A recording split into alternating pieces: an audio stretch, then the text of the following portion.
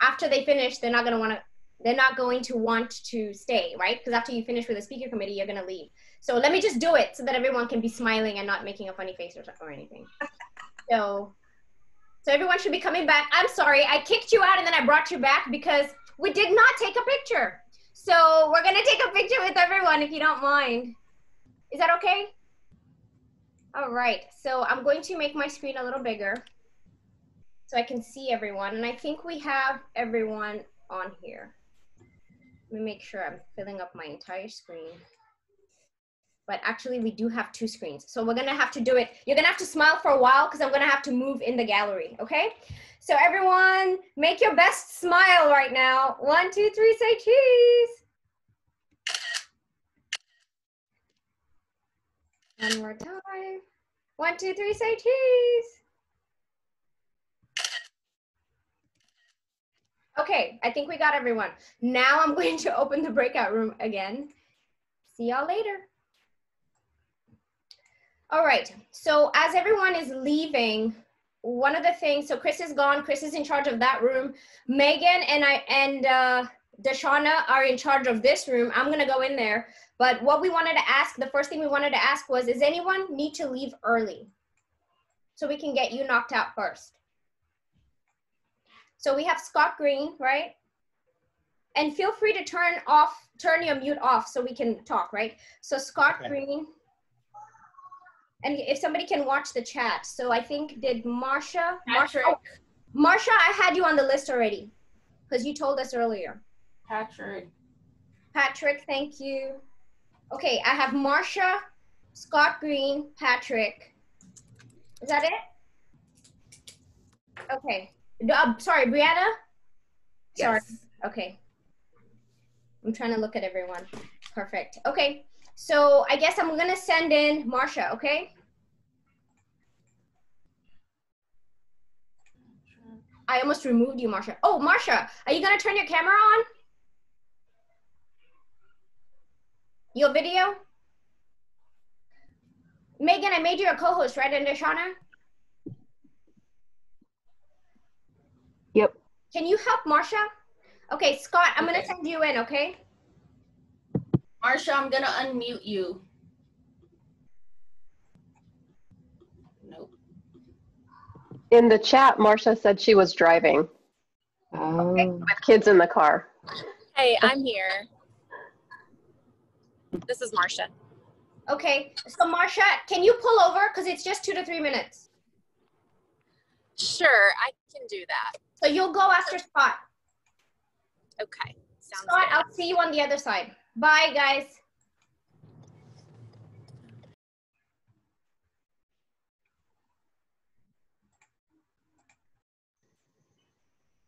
So is Dr. Tammy, are you speaking as well? All right, Oh everyone. no, you'll tell me. You're a voting member. So now we have Not working nonetheless. everyone, we have Scott Green here. Let's go ahead and get started. Hi, Scott. I'm going to try to stay on mute because I have about 8 kids in my house at the moment. So.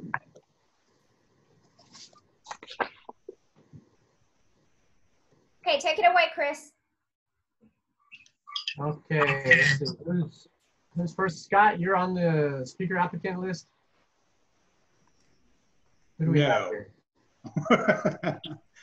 Oh, we're going to go ahead and do Tim and That's what I thought. Diana? Okay. So I apologize, Scott. I thought you were a speaker.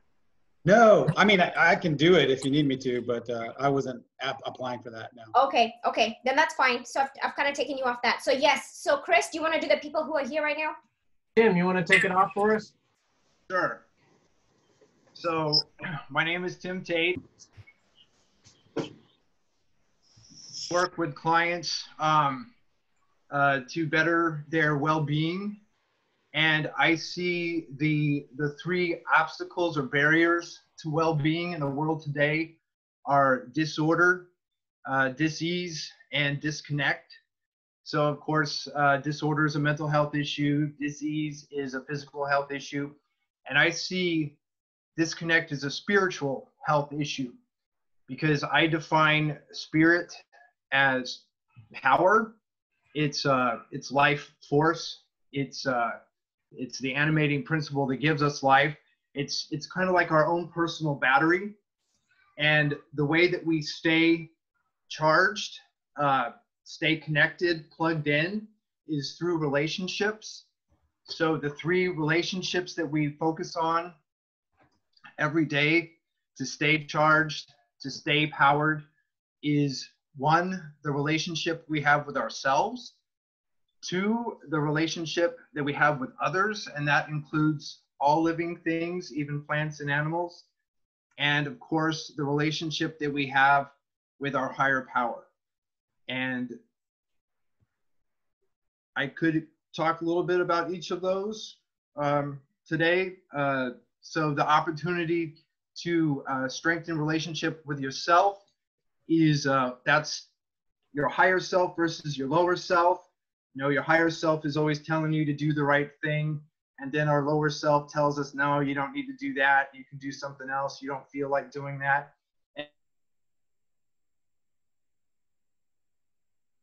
we regret whatever that is. But if you give into your higher self that right thing to do, you're usually so glad that you did. So that's one opportunity to plug in, to stay connected to your higher self. The second, of course, is connected with others, friends, family, people you work with, support groups, lots of opportunities to do that online, virtually these days. And then, of course, the last and certainly not least, with your higher power, whatever you believe, you somehow practice that every day. So if you pray, you read sacred texts, you attend services, maybe virtually, those are all opportunities for empowerment. So that's how we can stay plugged in, charged, so to speak. And these are things that we can do to stay empowered during a pandemic.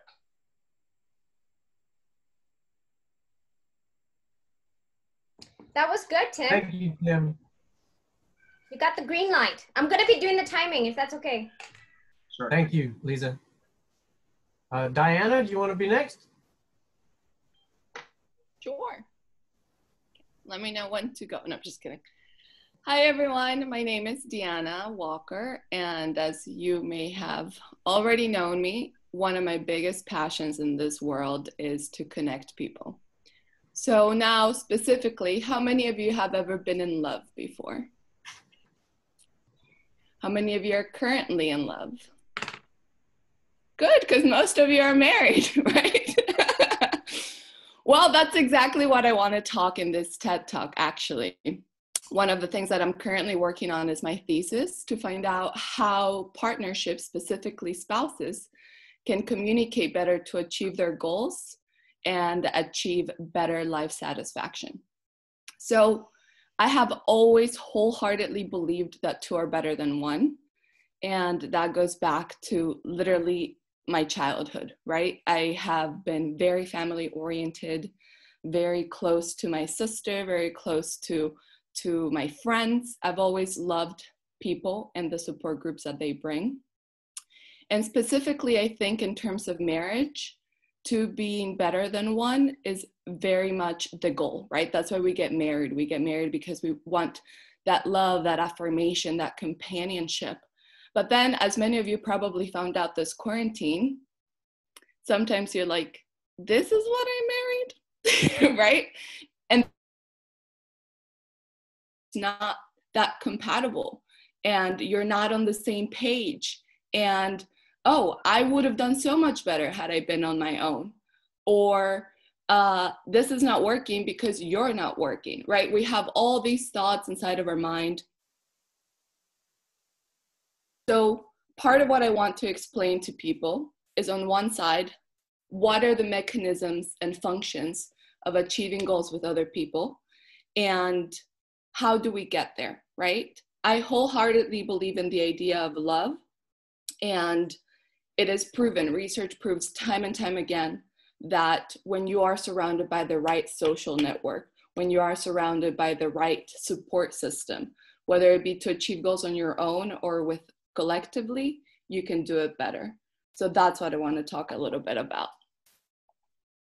And I think my time is up, but I'll tell you about it later. Thank you, Deanna. I can't hear you. I'm so sorry. I'm gonna leave because Chris, we did have an issue with Marsha's technology, so that's why we didn't bring her in. I'm gonna go and see if that was taken care of, and then we'll bring her in, okay? And then in case you guys didn't know, Maria Perez is getting ready to have a baby today. I don't even know what's going on. So she's going after this, okay? So I'm gonna bring, if you don't mind, I can bring both of them in, and then we can just knock those two people out. So, oh my gosh, somebody's having a baby and they're here first. I know. That's dedication. I thought I saw her in the hospital bed. I was wondering about celebrating diversity, inclusion, tolerance, and to me, tolerance means I'm willing to put up with you. Oh my gosh, who is having a baby? My goodness. Okay, so did Marsha get taken care of? Where's Marsha? She's not here. Oh, did she leave and then come back? She just dropped off. I thought she went to the other room. Okay. Yes, it's with you. Okay, so anyway, we'll figure that out. We can do her another time. Maria, you're going in now, okay? I already had the baby. Okay, Lisa, calm down. Oh, you did have the baby?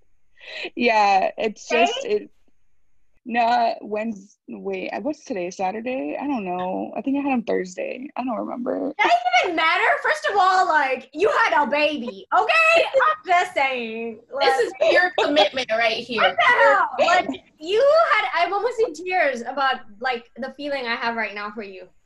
Congratulations, and you're here with us. Thank you. Gosh, you are a super mom. We all want to. I know. I keep like trying to keep my hands down because like I have like all this. Oh, you're just it right now. I'm sending you in, and I'll join you. Okay. When really you're not, you know, those type of things. And I think that, so one of the things is we need to be self-aware. 2 is in our conversations to stay connected through how we speak to other people. And 3 is our purpose. Do you know why you're here? Do you know why you're connected to people? And part of that goes into, it's really close to what Deanna was saying, is choosing your purpose partner and finding those people who are in rhythm with you and allow you to move through life in a way where you flow. And so I'm really passionate about people being conscious with their connections, and through those conscious connections, reaching to be self-aware and know who they are. And I'd like to share more about that and how I propose to do that, how I encourage people to do that, and what that really looks like. Because I think we can say those words, but to really do them is something else. And so that's one of the things that I would like to explore and talk about. And oh my goodness. And so who am I? I didn't say that at the beginning. I started with my talk just to get that in.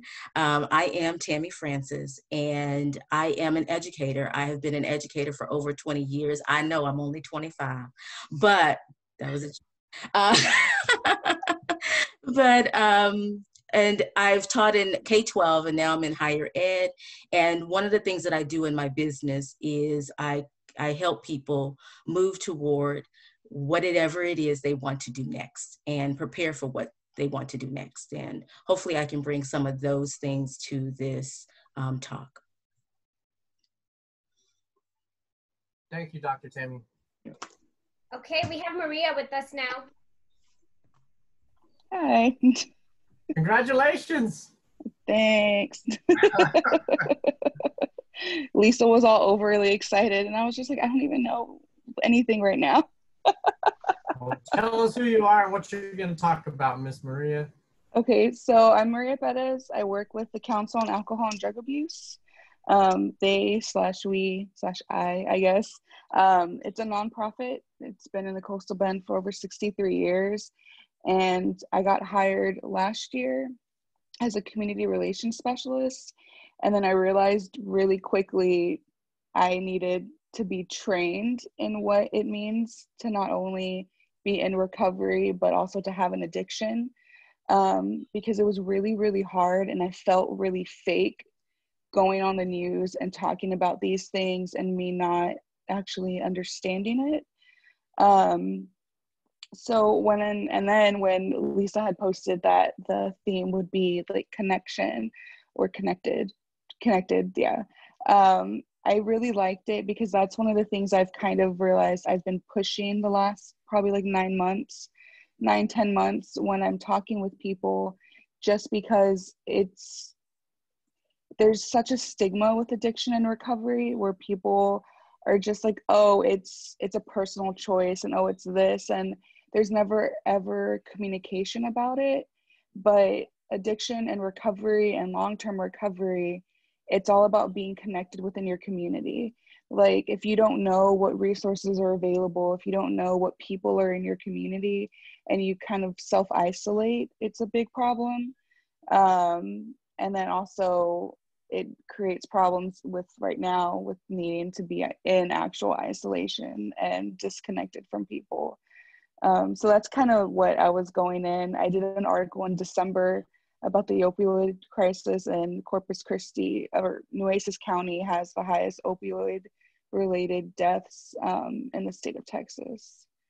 So yeah, so that's kind of what I was leaning in with it. So kind of like, this is our problem, this is how we need to fix it, and how being connected not only within your family and friends and helping remove that stigma, but also within your community.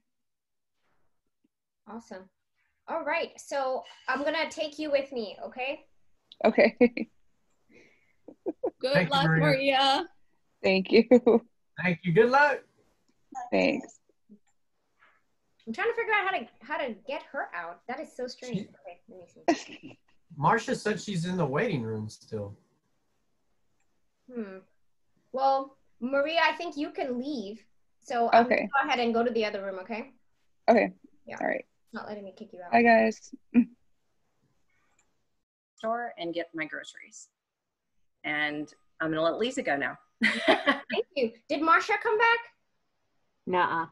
Okay, so for some reason she says she's in the waiting room, if that makes sense. I don't know to anyone, but I don't see anybody in the waiting room. And at 9:10, she said, yes, I leave at 9:20, 9:30. So. Okay, so we're gonna go next with, I think we have Patrick and Brianna. And so if you don't mind, I think it's gonna go better if I send 2 at a time. That's been working out better. So I'm going to send both of you in, and let me stop the timer. It's still telling me stuff. So I feel like I'm doing many things that I feel like, have I done this before? Never. But I'm sending you to the room, Patrick. And then Brianna, I'm sending you as well, and then I'll see you in there.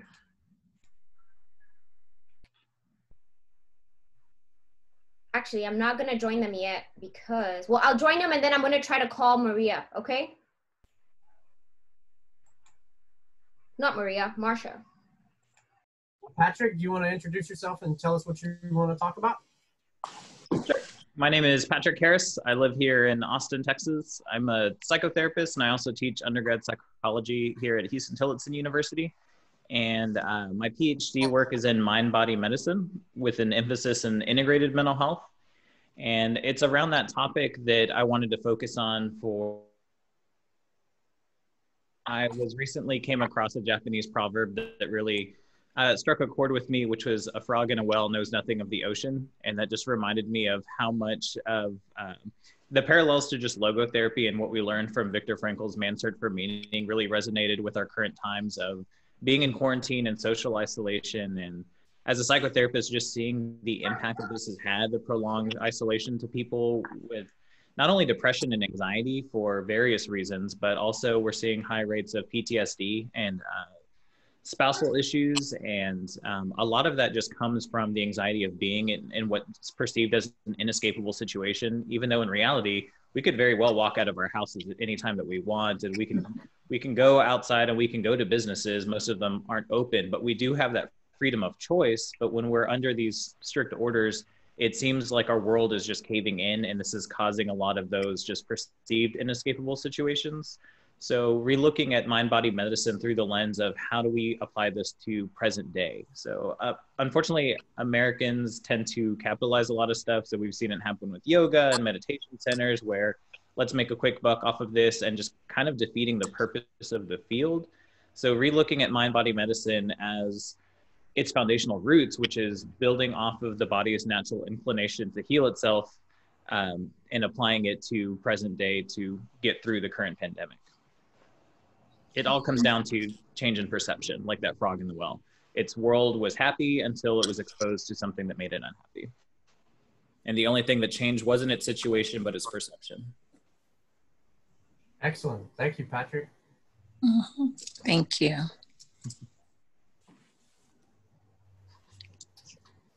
Brianna? Good morning. I'm Brianna Davis. I'm a native of Corpus Christi, whose life philosophy is Amor y Esperanza, love and hope. Through this life philosophy, passion to help others and uplift communities, I created Esperanza de Texas, Inc., which is a Texas nonprofit organization. I'm passionate about encouraging our neighbors, community members, and community organizations to create impactful and meaningful connections through pouring Amor y Esperanza into ourselves, others, and where we live. Often we have this misconception that to be thriving members of our society, we must go to work, pay our bills, pay our taxes, and just consume. However, I would like to challenge the assumption that this is the best or only way to achieve the aforementioned. I'm here to argue the benefits of having a community-based approach.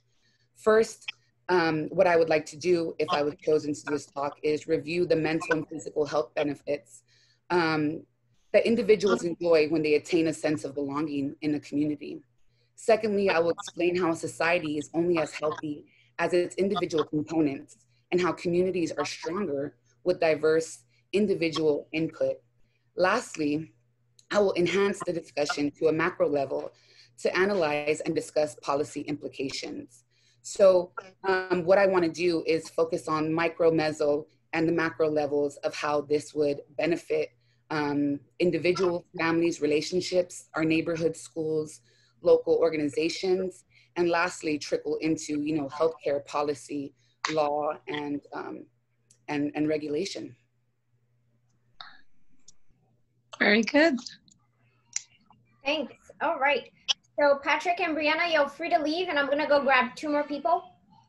Thank you for your time today. I appreciate it. You're welcome. And just a point of information, I was actually on the phone trying to get a hold of Marcia, and I wasn't able to, but I think Chris said that she will probably send a video for us.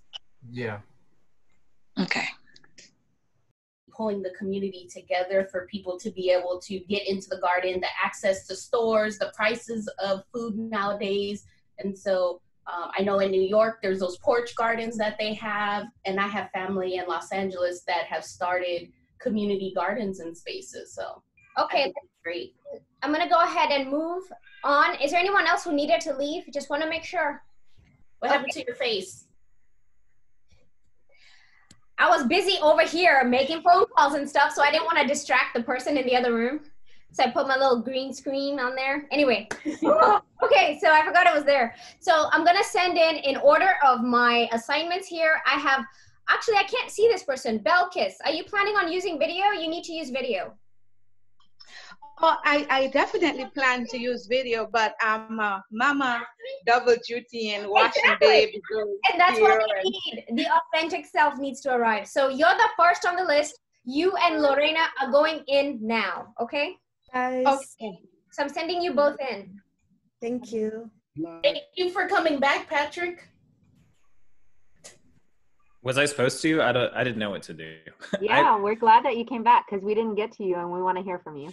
I am the least tech-savvy millennial. I try to smile without my eyes, for longevity purposes. We have Belkis and Lorena. Hi. Hello. Ms. Belkis, would you like to start us off, introduce yourself, and tell us about what your talk is going to be about? Oh, definitely. And if I sound a little bit out of breath because I'm running behind a toddler. Whew.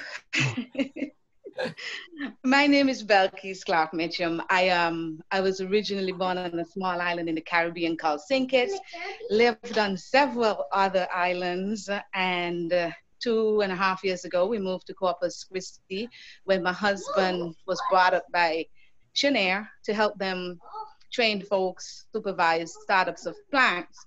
And it's a good thing that my business is online so that I could work from anywhere.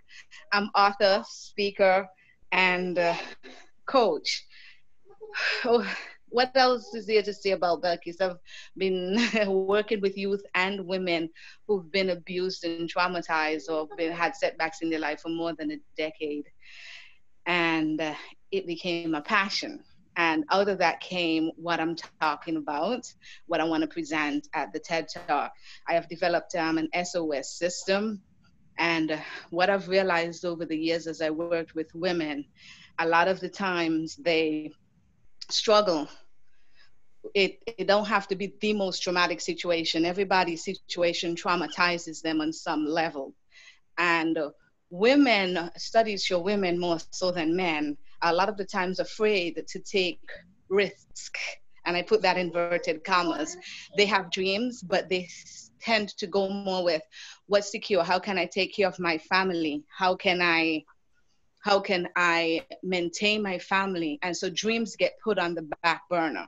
And so what my system does is it helps women want to self-actualize, where they can move beyond the pain, the setbacks, the fear, because some of them it's not pain, some of them it's just so fear, and recognize how they can connect to their opportunities. So they look at their dreams, the things that they shut down, the things that scare them, the things that are so natural to them, and how then I could help them create systems for turning those opportunities into financial freedom online. So it's an entire process. We take them from A to B, where I walk them through a process. It's a system that I set up. And my big idea is that no matter what you've been through, no matter where you've been, that who you are deserves its time in the sunshine. And I want to teach this system to as many women as possible, that there's a safe space for you, that we create a community, a movement, a support system that is when you say SOS, we're there for you, and we help you through the process of financial freedom. The shift that we have in our world today, where it threw a lot of people for the loop. They realized that job security ain't so secure anymore. I don't know if it's ever been. And so my system helps women to explore the options. It gives them more time with family. They get to work from home. They get to set their hours. In the meantime, they get to truly live the lives that they want to do without having to worry about how I'm going to keep the lights on or keep my kids fed. So it is all about self-actualization. Find your opportunities, and then find your financial freedom so you can live the life that you truly, truly want to live. Happier people is a happier world. Beautiful. Thank you, Belkis. Yes, sir. And Miss Lorena, are you ready? I'm ready, thank you. And I have to start by saying that there are many friendly faces in this group, which makes me excited to be here. So for those of you who don't know me, I'm Lorena Parada Valdez. And I know a lot of you, I haven't met be here. So my area of expertise is foreign languages and cross-cultural communication. So when I saw that our topic was being connected, I thought, oh, I have to try. So when I think about what is happening across ever, and I deal with the topic of difference all the time in my work. People speak different languages, they come from different cultures. Celebrating difference and diversity and inclusion and tolerance. And the word tolerance to me means I'm willing to put up with you. And that's where I stop. I'm gonna put a check mark, I celebrated you, bye-bye, be on your way. In order to really connect, I connect with people that I know and who are like me very easily, and it's very rewarding. The real challenge comes from connecting with people who are dramatically different from me. And a lot of times we don't want to because we are afraid. My argument is that ultimately, if we take the trouble to connect with people who are very different, the reward is that in those people, I will find myself. And so I have stories to tell you about that, but I'm gonna wait to see if I get to do that during TED. But that's the gist of what I wanna do, is that connection really means bridging the divide of difference. And if we do that, the rewards are endless. And who knows, you might even find a better version of yourself. Thank you, Lorena.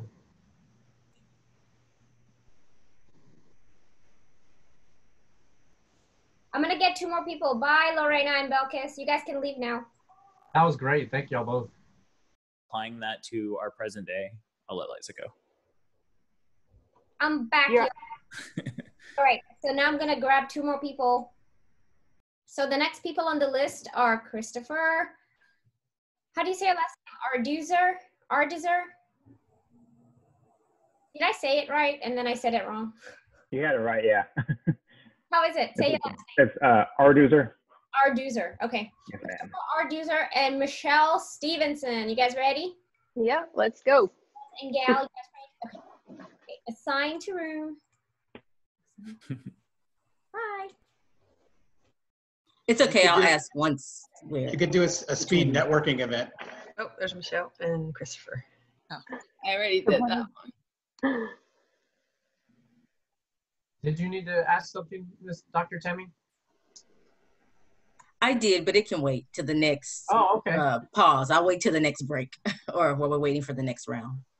Well, let's see. Christopher, would you like to introduce yourself and tell us about what your talk is going to be? Sure. As I said, my name is Christopher Arduzer. I want to thank y'all for letting me meet with you guys this morning and bringing me on to at least get to meet everybody. The idea I'd like to talk to you guys all about involves the thought of thinking outside the box. I'm not really going to touch on the histories and the psychological thought behind it, but I know we've all heard this at some point. We all know it's being implied when we hear the statement. I don't want to ever say that the statement does not have value to it or can inspire inspiration. What I'd like to share is as leaders and managers or executives, when we reach the point that we have decided to use this, we've probably lost connections with the company that we're with. If you want to inspire, use inspiration, excuse me, get lost for a second. Sorry, guys. Okay, so by that, what I'm trying to say, guys, is you've lost what it is you do, why you do it, and what's made you great. You've moved away from your mission, your vision, your values, and your goals as a group or as a company.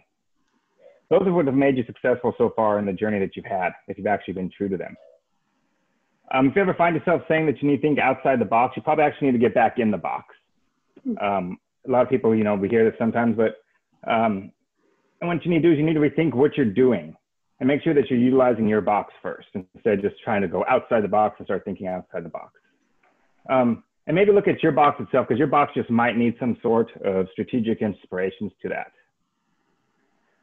What we forget, guys, is that our box has already been defined for us. It's been defined around our mission, our vision, our values, and our goals. That defines us as a company, defines us as leaders within the company. And when we start thinking outside the box, we're no longer doing what we do. We're no longer doing what's made us great. And we're trying to motivate now through simplicity. And we're not trying to use our true connections to the understandings of the organization ourselves. So I find the connection of thinking outside the box where you're no longer connected to the company that you're trying to do. And since we're talking about connections, you need to be, your box is your connection to that company. And that's kind of where I'm going with stuff, or where I'm at on things and what I think about. Hopefully that was helpful. Definitely, it was. Thank you, Chris. You're welcome. Miss Michelle, are you ready? I am ready. Good morning. So, compassion, awareness, respect, integrity, nurturing, giving. These are all traits that I aspire to and want to see in our community, yet somehow we aren't experiencing this. In fact, we're living in one of the most divided, painful times in history. So how can we bridge that divide, heal the pain, and reconnect? How can the collective we, all of us, get to an understanding that says what I do affects you and what you do affects me? Well, I believe we need to start a conversation about caring. And caring is basically displaying kindness or concern for others. We've all heard it. We're all very caring in our own ways. But what caring is for me and others, I hope, is an action word. When we truly, truly care, we actively try to change ourselves in a situation for the better. So I want to talk about 6 ways that we can actively start to connect our communities and get towards more care. 1, again, these should sound familiar: compassion, awareness, respect, integrity, nurturing, and giving. If you notice, that actually is a bit of an acronym, CARING. And when we start to understand these 6 traits, we're going to be able to help build the community that we desire and one that you've personally helped nurture. So to connect is to be a part of something. We connect when we understand each other, when we help each other, when we comfort each other. So in the spirit of connecting, let me tell you something about me.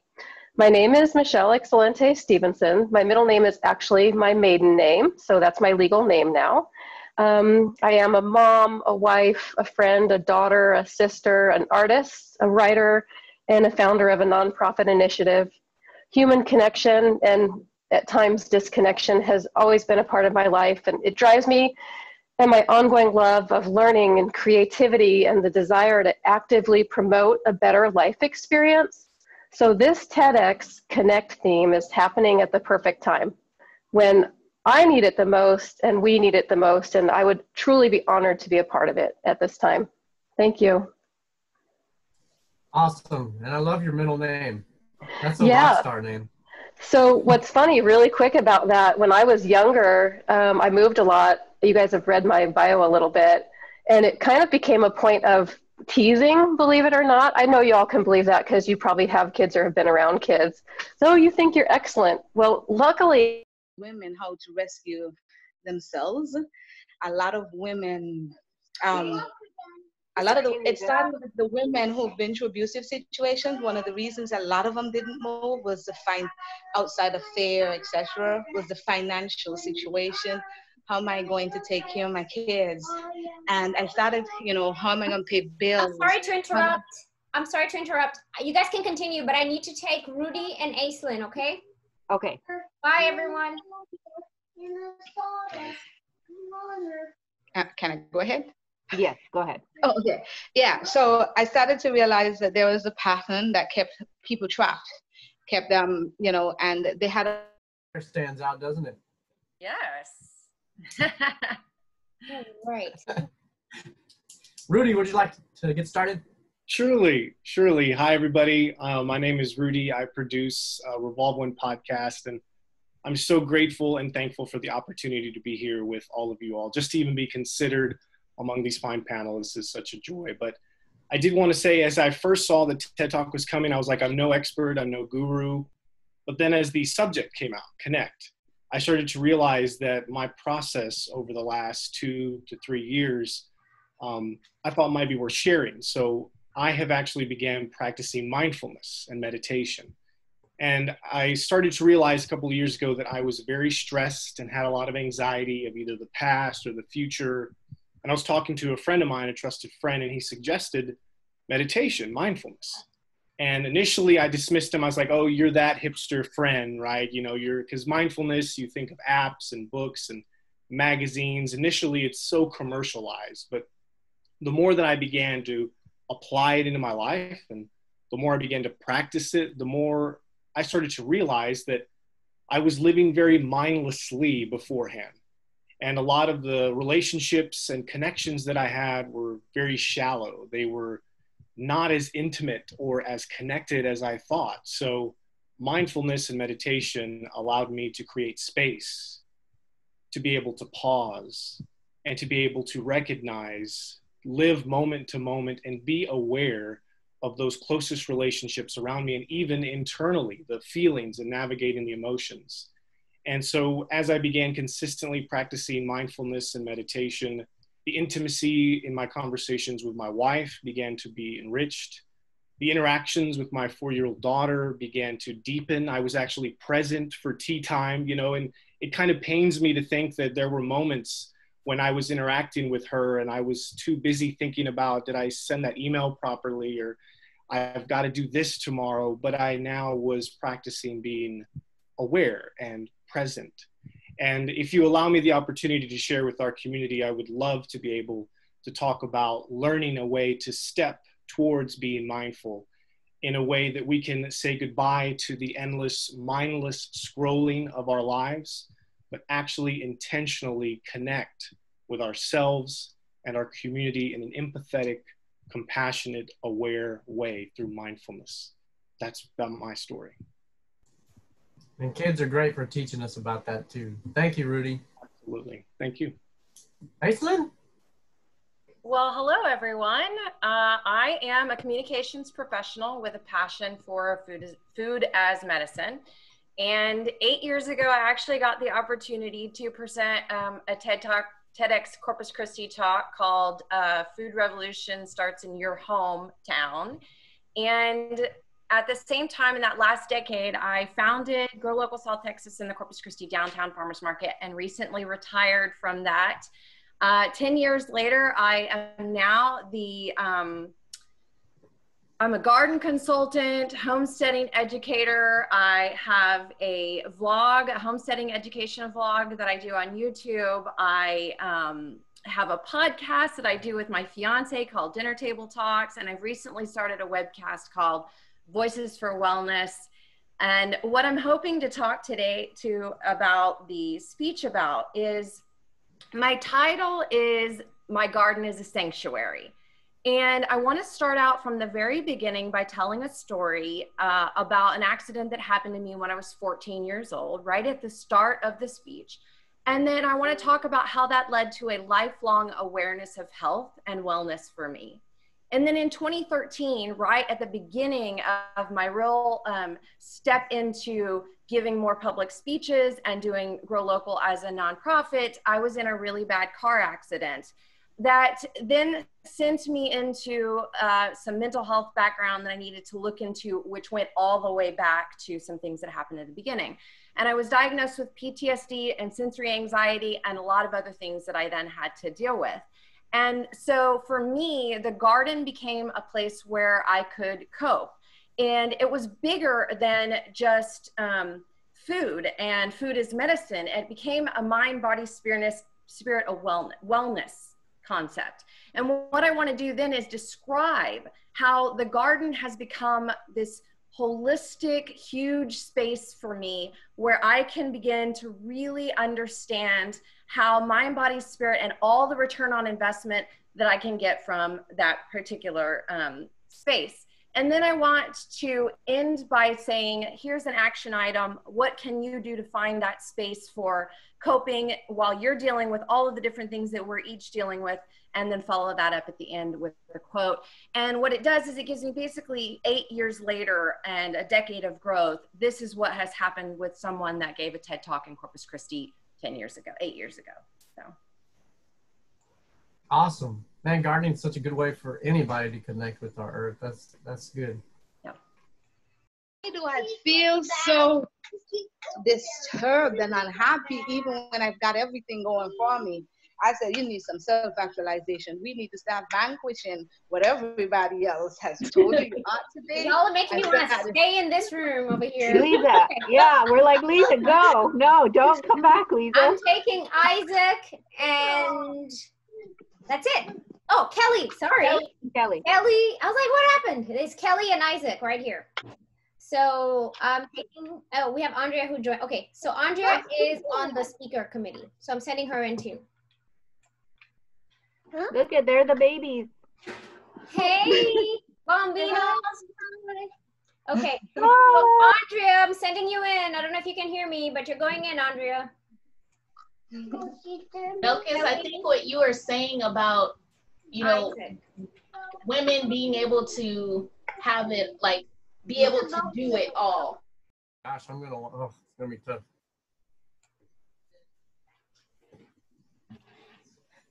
Isaac, you are our only high school student. That's impressive just by itself. Excellent. You want to go ahead and introduce yourself and tell us about what your talk is going to be about? Definitely. So my name's Isaac, and my talk is going to be about finding the light of unity within the darkness of sickness. And I've been volunteering at Driscoll a lot over these last months, especially as COVID has kind of began to pick up. They've needed more help in different areas of the hospital. And not too long ago, around Christmas time, I had an experience with a patient that kind of really demonstrated to me how much unity can be found within sickness. And I found that sickness kind of peels back this curtain of arbitrary conflicts that we face in our day-to-day lives and reveals what's really important to to not only us, but those around us that care about us. It reveals that certain things that we find as big hassles aren't hassles anymore whenever you're faced with these life-threatening sicknesses. Oh yeah, definitely. What a lesson for someone your age to get into. Thank you, thank you. Thank you, Isaac. Who else? Oh, Kelly. And then I was gonna mention Kelly's our last person. Oh, okay. Go for it, Kelly. Finish us off. Hi, everyone. I'm Kelly Lee Sappenfield. Hi, Tim. I am a fifth generation metaphysician, spiritual visionaire, and my talk is about connecting to oneself, especially in the time of COVID. COVID has really shown us where we're disconnected within. And in order to connect outward to our friends, our family, our community, and globally, I have learned this by not only living around the United States, but also living in Abu Dhabi, that those that really can connect and assimilate and make great strides globally are those that have truly connected within.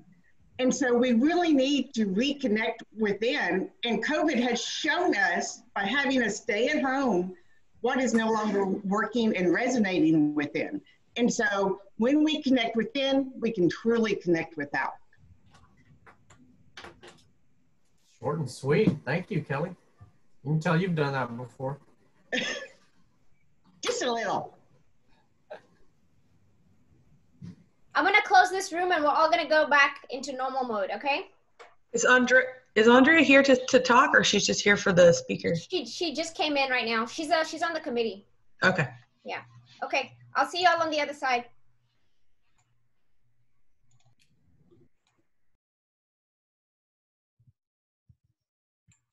All right. So I know Megan and Deshauna were probably wondering what happened. I pulled you guys in by accident. I did not mean to do that. It like, you know, when you're clicking and you're like, what just happened? I just pulled them in. And so that was a total time warp right there. Sorry. I like sucked him out of like the main room. And like, you know, when you click by accident, instead of cancel, you hit okay. Like, Liza, anyway. Belkis was about to give us the secrets to life, and now we'll never know. Well, there she is. She's there. She can tell us now because y'all have to know something. Every time you guys who are not in that room, right, the committee members, there was some stuff going on in there, and I kept going in, and then I would get some tidbits, and then I'd have to leave, and I'd be like, oh my gosh, like I just want to stay in this. And then every time Liza would come in, we'd be like, oh, Liza's here. Coming to stop us. So anyway, so I just want to thank everyone. I think we're kind of done. We did what we needed to do. And we have time to go TEDx Atlanta. Yes. So for those of y'all who are not joining us in TEDx Atlanta, but you want to, just have it in the background or whatever, join us. Okay? Does everyone have access to it, or do you need us to send you the link? I emailed it to all the speakers. Okay, perfect. Okay. Well, I'm going to go because I'm supposed to be there already. So I'll see y'all later. Thank you all for your time. Bye. Somebody sending the link, or? I'll leave. Chris, can you send it? Sure, I can send it to you, Mark. I'll leave. Okay, I'm still kind of, learning all this stuff. See y'all in a little bit. It was fun, Deshauna. I'll see you next time. Okay. Bye.